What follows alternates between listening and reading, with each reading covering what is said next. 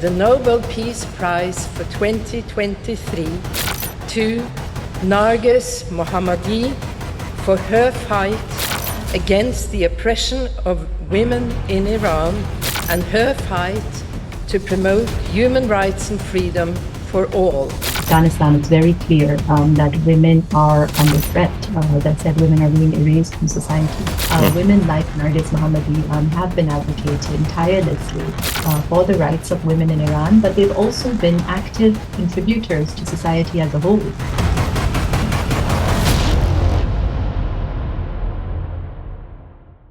Hello and welcome. You're watching One India in English, and this broadcast obviously pertains to a very critical issue. But first, the celebratory message for Narges Mohammadi, one of the women rights activists all the way from Iran. And trust me, she has won the Nobel Peace Prize, but not many would know as of now, she is serving a prison sentence, almost of 10 years. And today, to discuss what role do women play, what rights are we talking about here, and what are the top echelons where these matters are discussed, heard, and also they matter a lot. We are joined by Ravina Shamdasani, UN Human Rights Spokesperson, all the way from Geneva in Switzerland. Thank you so much, Ravina, for speaking to us. First things first, your initial thoughts on Narges's achievement? I think awarding the Nobel Peace Prize to Narges Mohammadi sends a message to the world. The women of Iran have been courageous in the face of very serious risks in advocating human rights. They really have been an inspiration to the world. Narges Mohammadi, as you mentioned, she remains in detention at the moment. She's been imprisoned, and she is in Iran's notorious Evin prison, serving out sentences for her human rights advocacy. So I think this awarding of the Nobel Peace Prize to her sends a very strong message to the women of Iran, not to give up, that they are an inspiration for the world. Absolutely. What the war, the crusade, if I may say so, and the efforts that Narges is putting, say, in Iran, obviously she's not alone, but what Mahsa Amini has seen, what that 16-year-old teenager witnessed in one of Tehran's metro, where allegedly hijab issue became a reason for a purported attack on her.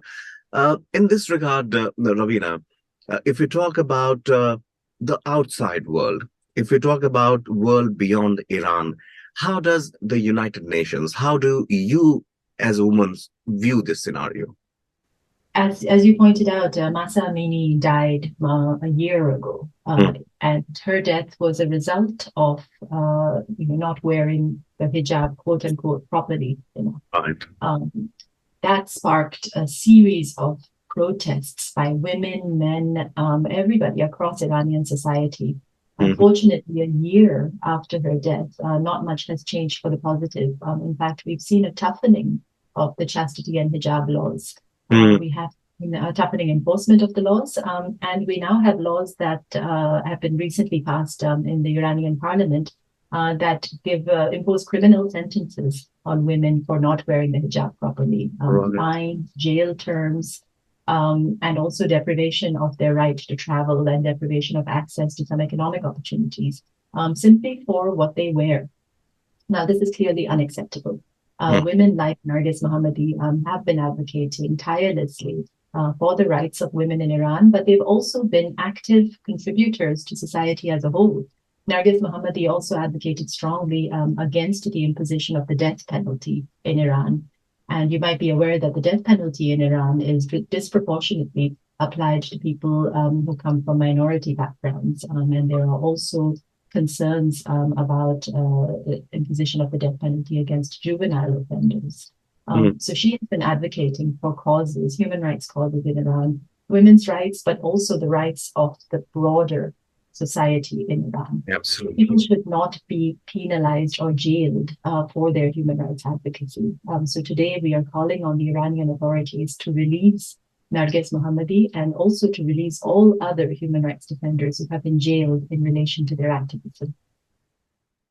Much appreciated there. Also, just if we take a macrocosmic look at the scenario unfolding across the globe, then this conversation would not be complete without a mention of the role and now the status of women in Afghanistan. Since Taliban actually came into power, I remember that fateful day of 15th of August in 2021. While we were in the newsroom, the way things happened, it was something that dawned upon us also, that something different, something unimaginary has happened. The women folk there, obviously, Ravina, we are with every passing day, either the schools, their education being impacted, their societal life, let alone the salons and beauty parlors being closed. Again, a totally different view, what we are seeing in Iran. Yes, the clampdown is also there. But in your opinion, what message should the world fraternity give to the current regime of Taliban so that these things ease down? Increasingly, the women in Afghanistan have been erased from society, blocked from going to schools, blocked from working, blocked from contributing to an economy in a country where the poverty rates are so high that you need everyone in society to be participating in the economy, to be trying to alleviate the humanitarian crisis that the country is facing. Instead of galvanizing all of society to work towards this goal, the Taliban has disempowered and disenfranchised half of the population. Women are not being allowed to go to school. They're not being allowed to work. They're not even being allowed to go to public parks to spend time with their children and their families for a moment of just relaxation. This is really utterly unacceptable. The international community has been very strongly advocating with the Taliban to remove these restrictions and to restore a place at the table for women to really help to resolve the problems in the country. Unfortunately, so far it has been to no avail. We will continue to advocate. And again, I hope that this prize sends a message as well to women across the world. Do not stop your advocacy. I mean, not just to women across the world, to all people across the world. Do not stop your advocacy for women in Afghanistan, for women in Iran, and for women in your own communities. Now, in individual communities that we all come from, there may not be restrictions on dress. Women may be allowed to access education and the workforce, but there are always issues of sexism, of gender discrimination, of imbalance of opportunities being given to women, of violence against women, of lack of access to justice, increased poverty rates for women as opposed to for men. So in every society, there are issues that are still very important to advocate for and to work towards resolving. We each have a responsibility to do so. Absolutely. Ravina, you are in Geneva, I would say one of the seat of power as far as the United Nations is concerned. Also, I'm speaking to you from New Delhi in India with a population as big as 120 million, with nearby countries like Pakistan, Afghanistan, China for that matter.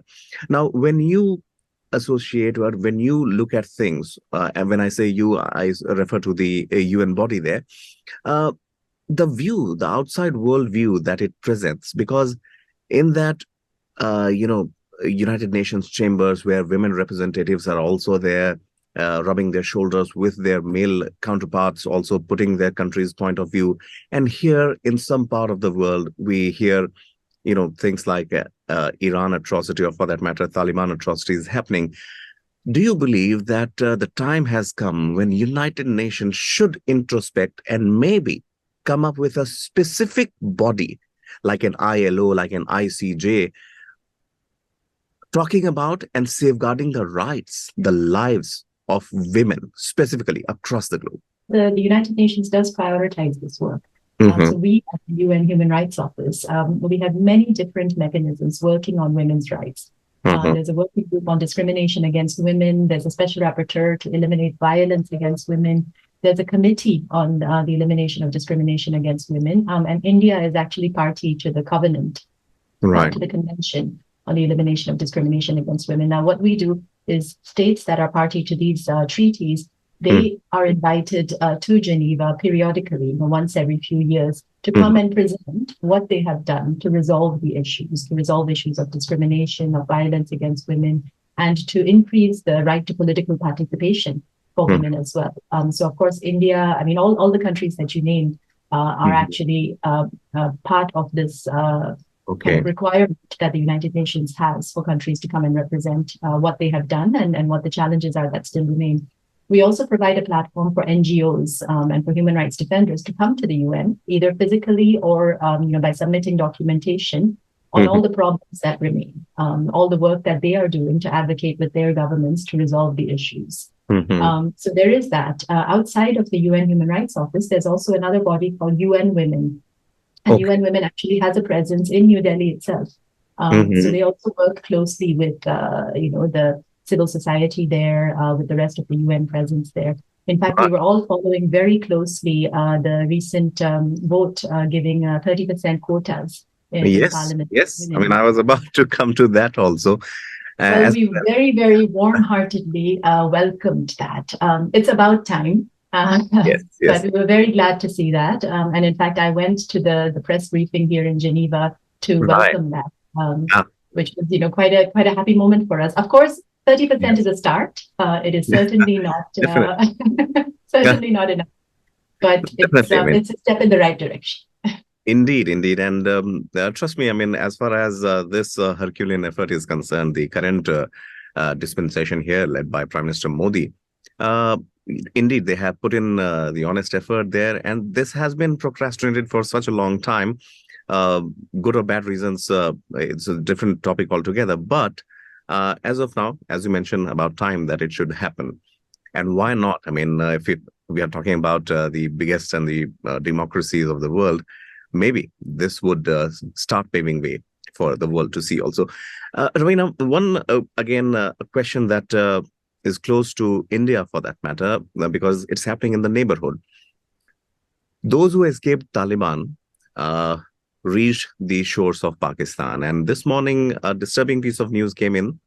Maybe it could be an administrative work from the Pakistani side, but what Islamabad plans to do as of now is they are deporting, or they're planning to deport the migrants, what they call illegal migrants, to Afghanistan. Now, this development obviously comes in the light of their foreign ministry's conditions that you should have valid papers to stay in Pakistan, which is great.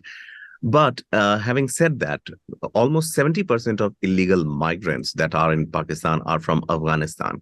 And out of that, more than half the population is that of women. In such scenarios, what best possible ways are there which the UN can also explore in order to talk to countries? I'm giving just an example. What possible ways out are there that these migrants who are there to safeguard their lives are not sent back home, or some safety net is given to them? There's actually an international obligation, an international legal obligation to provide safety to those who are fleeing their homes for fear of persecution or for fear of their safety. In the case of Afghanistan, it's very clear that women are under threat. As I said, women are being erased from society. Now, this is an issue that we've been advocating with governments across the world on. And I have to correct one bit of terminology. Right. Human beings cannot be illegal. We speak about irregular migration rather than illegal migrants. I take personal Absolutely. You may say they're semantics, but for us in the human rights space, it does. Much appreciated. We have been working with governments, and this is not an issue just for one country. We have so many crises in the world today. We've got Sudan, we've got Ethiopia, we have Mali, Myanmar, Afghanistan, Yemen. I mean, we can keep going on and on and on about the number of crises in the world, and the migration flows into Europe, into the UK, into India, into Pakistan, into many neighboring countries. Every state has an obligation to respect the human rights of those who are crossing their borders, whether they cross them legally or whether they enter in an irregular manner. There needs to be an individual assessment of their needs. And if those assessments show that these people cannot be returned to their home country in safety at the moment, they need to be given some kind of provision so that they can stay, in a temporary time frame in the country where they have arrived. This is an international obligation. Now, Right. of course, there are some countries that are taking more responsibility than others. In Europe, we are seeing a real pushback against migrants and a real kind of attempt to wash their hands of any responsibility Yes. for migrants who are coming to their shores. This is unacceptable. And this is something that we have been pushing back against quite a lot. In fact, we're seeing in a lot of other countries which have fewer resources that are much more willing to take in migrants and integrate them into their societies. Whereas the richer countries are saying, well, no, not in my backyard. We don't have the resources. We are worried that they'll overwhelm our system. Again, it's an international legal obligation. And countries that feel they don't have the resources to absorb a large number of people, indeed, they should be asking for international assistance. There should be international solidarity. This should be kind of a global effort. It shouldn't be just left to the neighboring countries to deal with the consequences of a large flow of migrants into the country. All right. Indeed, what you mentioned, Ravina, obviously brings back the memories of 2015 when this migrant crisis had actually hit European parts. And at that particular point of time, I remember I was at the cusp of Europe and Asia. I was in Istanbul. And Turkey at that time it was bracing impact from Syria and the crisis that was unfolding, obviously. Nonetheless, our sympathies and our prayers are there. One final question, Ravina, again takes us back to Iran. For countries like Iran, is it the sense of a patriarchal high-handedness that is at the root cause of this women or not allowing this women emancipation? Is this not the time when actually the barriers have been broken? I mean, you look at any field here, science and tech to sports to anything. Is it just the last hope to cling on to that patriarchal approach to things? Is that at the root, or is there something else that is not allowing women to exercise their right of the way they want to live their lives? It is often, this is the case in Iran and in the case in some other countries, men in power seeking desperately to retain their power. And rather than seeing women as partners in, effecting progress in society, economic progress, social progress, development overall, women are seen as a threat almost, and there's an attempt to oppress them. It makes no sense from any perspective. It only makes sense from the perspective of men who are trying to retain their power at all costs. What I'm very heartened by, and what many of us are very heartened by, is that when Mahsa Amini was killed, after that, the people who took to the streets, they were not just women. There were men, there were children, there were people, older people and younger people. It was a cross-generational movement. Unfortunately, it did get suppressed. But what really was heartening is that most of society agrees that it's obvious women should have equal rights, women should have a seat at the table. It is only the few people who are holding on to power who refuse.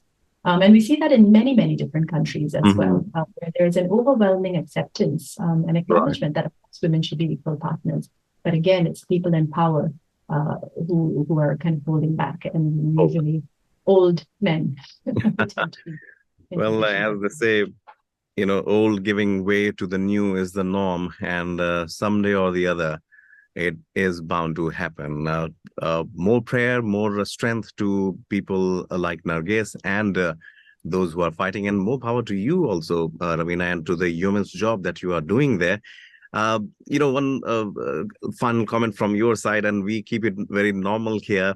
Whenever we talk to guests who are beyond, offshore, we tend to ask them Geneva. I mean, something Switzerland, very beautiful place. I mean, if you ask any Indian or any Asian, they would remember the chocolates there. But tell us with something which is, which you feel living in Geneva is very unique about it. Living in Geneva. Well, it's certainly not as colorful or energetic as India, but it's, everyone knows, I mean, Switzerland is absolutely gorgeous. It's a very safe, beautiful place. In a job that's as intense as mine, where we're dealing with a lot of difficult situations around the world, It's always excellent to just be able to walk out and breathe in the fresh air. And literally just outside your door, there's lots of greenery. There are streams and rivers and lakes where you can really just gather your energies back from nature. And of course, the chocolate helps big time. The chocolate helps. Throwing the sweetener there. Thank you so much, Ravina. I really appreciate your time this weekend, this Saturday, for speaking to One India News. And trust me, we here in part of New Delhi, trying to make a difference, to take your voice, to take global voices to the people who want to know that, yes, they are being cared for. And there are institutions which are working industriously to keep us safe, to keep our rights safe. Thank you so much, Ravina. It's a pleasure. Thank you. You play a very important role in that. Thank you. Thank you. Much appreciated.